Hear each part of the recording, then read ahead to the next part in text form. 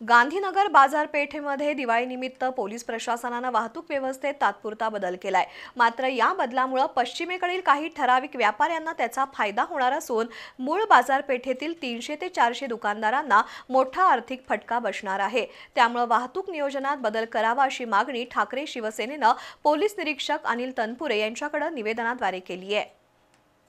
करवीर तालुक्यातील गांधीनगर ही पश्चिम महाराष्ट्रातील सर्वात मोठी बाजारपेठ आहे। दिवाळीच्या पार्श्वभूमीवर बाजारपेठेतील वाहतूक व्यवस्थेत पोलीस प्रशासनाने बदल केलाय। मात्र हा बदल मूळ जुन्या बाजारपेठेतील 300 ते 400 व्यापाऱ्यांवर अन्यायकारक आहे असा दावा करत ठाकरे शिवसेनेच्या पदाधिकाऱ्यांनी पोलीस निरीक्षकांची भेट घेतली। वाहतूक व्यवस्था सुरळीत करण्यासाठी बाजारपेठेच्या मध्यभागीच पार्किंग करून ग्राहकांना मूळ बाजारपेठेत येण्यास मज्जाव करणं हे व्यापारी वर्गासाठी अन्यायकारक आहे। कोणावरही अन्याय होऊ नये याची दक्षता घ्या। काही कर्मचारी ठराविक व्यापाऱ्यांशी आर्थिक हितसंबंध ठेवून अनेक वाहनांची अडवणूक करत असल्याची तक्रार यावेळी करण्यात आली। याबाबतचे निवेदन गांधीनगर पोलीस निरीक्षक अनिल तनपुरे यांना देण्यात आलं।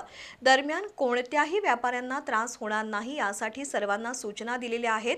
त्यामुळे रस्त्यावर कोणीही वाहनं पार्किंग करू नयेत अशा सूचना पोलीस निरीक्षक अनिल तनपुरे यांनी दिल्या।